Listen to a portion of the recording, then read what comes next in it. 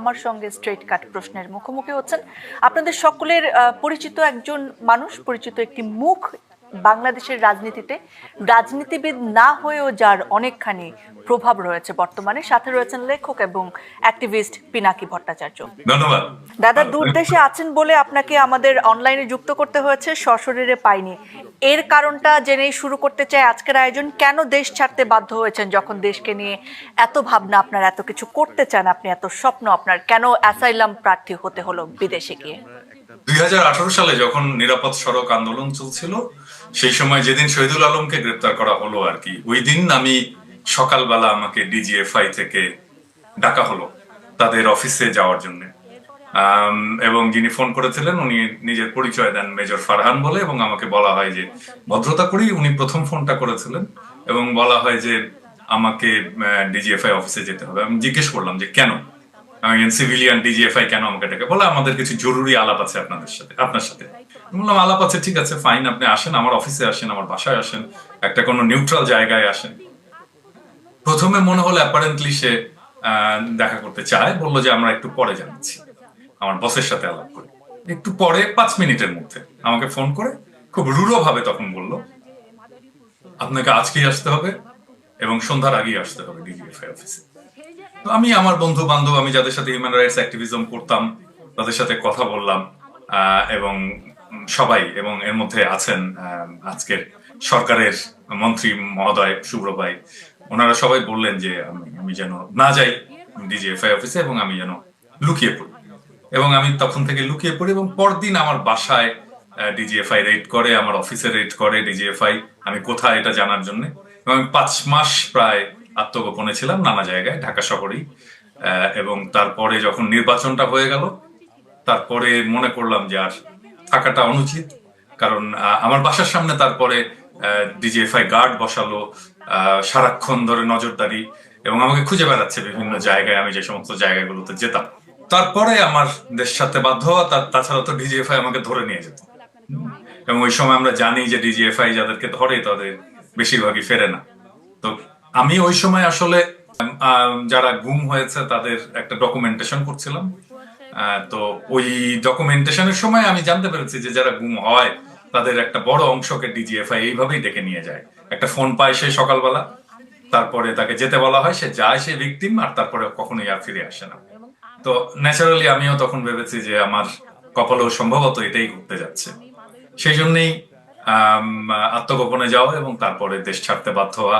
আর ফ্রান্সের কারণ হচ্ছে যে আমি তখন একটা ফ্রেঞ্চ হিউম্যান রাইটস অর্গানাইজেশনের সাথে কাজ করতাম, তারাই আমার আসার ব্যবস্থাটা করে দেয়, ভিসা টিসা যা, এবং আমার এখানে রাজনৈতিক আশ্রয় পাওয়ার জন্য তারা সর্বতভাবে আমাকে সাহায্য করে। দাদা, আপনি অ্যাক্টিভিজম করেন এবং সোশ্যাল মিডিয়া তার অন্যতম মাধ্যম, আপনি কন্টেন্ট ক্রিয়েশন করেন। তবে আপনার কন্টেন্টের ভাষা অত্যন্ত আক্রমণাত্মক, অত্যন্ত অশ্রাব্য ভাষায় গালাগাল করেন আপনি মাঝে মাঝে। এই পন্থা আপনি কেন বেছে নিলেন, বা এই পোর্ট্রেটটা কেন আপনি করতে চাইলেন? এইটার কি কোনো বাজে প্রভাব আমাদের সোসাইটিতে পড়ে বলে আপনি মনে করেন না? প্রথম বিষয়টা হচ্ছে যে বুঝতে হবে যে বাংলাদেশের যে দুর্দশা, এই দুর্দশার জন্য দায়ী কারা? এই দুর্দশার জন্য দায়ী হচ্ছে বাংলাদেশের এলিটরা, যারা রাষ্ট্র ক্ষমতায় থাকে এবং যারা সোসাইটিকে নিয়ন্ত্রণ করে, সোসাইটিকে কন্ট্রোল করে, যারা শিক্ষিত মানুষ। এবং দেখেন, এরাই বাংলাদেশের সম্পদটাকে বিদেশে পাচার করে, এবং সেই কারণেই বাংলাদেশের এত দুর্দশা। আপনি যদি সাধারণ মানুষের কথা বলেন, তারা কখনোই বাংলাদেশের সম্পদ কোথাও পাচার করেনি, বরং বাইরে থেকে উপার্জন করে দেশে নিয়ে আসে। এবং এরাই সেই মানুষ যারা বাংলাদেশের ইকোনমিটাকে বাঁচিয়ে রাখছে। বাংলাদেশের এলিটরা ইকোনমিতে একটা ফুটা পয়সা কন্ট্রিবিউট করে।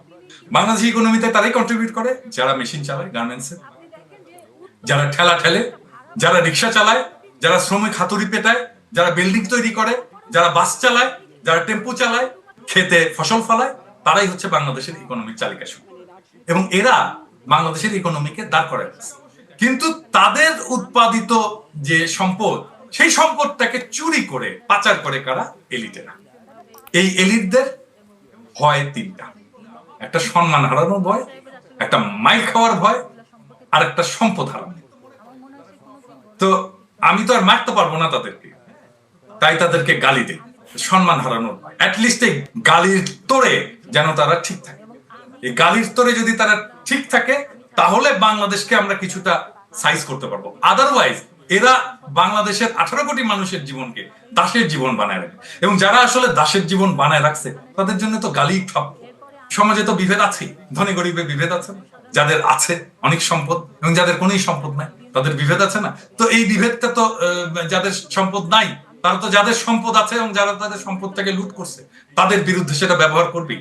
এবং এটাই আমার কমিউনিকেট করার রাস্তা, এটাই আমার জনগণের সাথে। মানে আপনি গালিকে নিজের অস্ত্র হিসেবে বেছে নিয়েছেন। এত গালি আপনি কোথায় শিখলেন সেও এক আশ্চর্য। নিশ্চয়ই আপনার কাছে কোনো অভিধান আছে। দাদা, পরের প্রশ্নটাতে যেতে চাচ্ছি আপনাকে, যে জুলাই আগস্ট অভ্যুত্থানের ক্ষেত্রটা প্রস্তুতে যাদের ভূমিকা রয়েছে আপনাকে তাদের মধ্যে একজন মনে করা হয়, এবং এই সময়ে এসে অনেকেই, বিশেষ করে পতিত শক্তি যারা আছেন তারা, পাশাপাশি আরো অনেকে মনে করেন যে এটি একটি আন্তর্জাতিক গেম বা পরিকল্পনার অংশ ছিল এই অভ্যুত্থান, এবং আপনি একজন অ্যাসাইন্ড পারসন সেটাও অনেকে বলে থাকে। এই বিষয়ে আসলে কি বলবেন আপনি?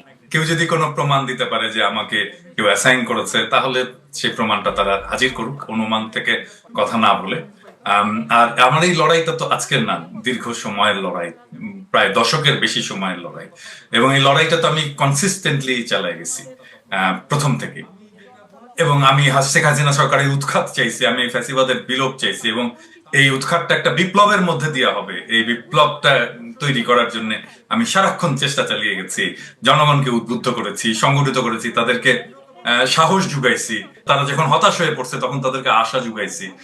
আমি এইভাবে আগে গেছি, এবং এটা তো আমার ঘোষিত লক্ষ্য। এমন তো না যে আমি এটা হঠাৎ করে একদিন এটা আবিষ্কৃত হলো, তা তো না, এটা ঘোষিত লক্ষ্য। এই ঘোষিত লক্ষ্যটা আসলে কবে থেকে হলো এটাই একটুখানি জানতে চাই। আপনি গণজাগরণ মঞ্চের পেছনের একজন কারিগর ছিলেন, আপনি জামাতে ইসলামের রাজনীতির বিরুদ্ধে কথা বলেছেন, এবং আওয়ামী লীগের সাথে আপনার কখন আসলে এই দূরত্ব তৈরি হলো? আপনি কেন আসলে আওয়ামী বিরোধী মানুষ হয়ে উঠলেন? এটা কি এজন্য যে আপনার সঙ্গে তাদের কোনো দর কষাকষি মেলেনি, নাকি অন্য কোনো কারণ আপনি আবিষ্কার করেছিলেন একটা সময়ের পরে? 2013-তে 5ই মেতে যখন গণহত্যাটা হলো, হেফাজতের গণহত্যা কোনো আন্তর্জাতিক কোনো ইম্প্যাক্ট ফেলতে পারলো না, এবং এটাকে মানুষ অনেকে জাস্টিফাই করলো যে এটা ঠিকই আছে। যেমন ধরেন প্রথম আলো, ডেইলি স্টার, তারা এমন ভাবে বললো ফ্ল্যাশ আউট করা হয়েছে ঢাকাকে, মানে পরিষ্কার করা হয়েছে, মানে আমরা টয়লেট ফ্ল্যাশ আউট করি ঠিক এইরকম ভাবে, মানে আমরা এমন আবর্জনা সরিয়ে দিয়েছি। তো এটা আমার জন্য একটা শক ছিল যে এটা একটা জেনোসাইড, আমরা বুঝতে পারছি একটা জেনোসাইড, এবং এই জেনোসাইডটাকে অস্বীকার কেন করা হচ্ছে এবং এটার পেছনে কারণটা কি। এবং তারপর থেকেই আমি আবিষ্কার করতে শুরু করলাম যে বাংলাদেশের ভেতরে যে দীর্ঘ সময়ের ইতিহাসে একটা ডিপ ইসলামোফোবিয়া, ইসলাম বিদ্বেষ এবং বাংলাদেশ থেকে ইসলামকে নিশ্চিহ্ন করার একটা প্রক্রিয়া যেটা চলমান আছে, সেটা আমার কাছে আস্তে আস্তে এটা পরিষ্কার হতে শুরু করলো। আমি তখন সিবিবি করতাম, তো আওয়ামী লীগের সাথে সম্পর্ক মানে সিবিবির সাথে আওয়ামী লীগের যে সম্পর্ক, সেটাই আমার সাথে আওয়ামী লীগের সম্পর্ক ছিল। আওয়ামী লীগের বিরুদ্ধে কেন, আমি তো এখন বিএনপির বিরুদ্ধে বলি, তাই না? আমি আমার নিজের দল সিবিবির বিরুদ্ধে বলি, তাই না? মানে সিবিবির বিরুদ্ধে সবচেয়ে বড় ক্রিটিক তো আমি। তো এটা না যে আমি এক সময় একজনের সাথে লড়াই সংগ্রাম করেছি, এবং সেই জন্যে একজনের এক সময় আমার রাজনৈতিক এলাই ছিল, সেই জন্য শেষ চিরজীবন আমার রাজনৈতিক এলাই থাকবে। যদি তাই হতো তাহলে বাংলাদেশের জন্ম হতো না, কারণ শেখ মুজিব তো মুসলিম লীগের কর্মী ছিল, তাই না? পাকিস্তান আন্দোলনের নেতা ছিল শেখ মুজিব, ছাত্র নেতা ছিল। তো তাহলে সেই শেখ মুজিব পাকিস্তান ভাঙবে কেন, তাই না? তাহলে তো একই জিনিস হয়ে গেল।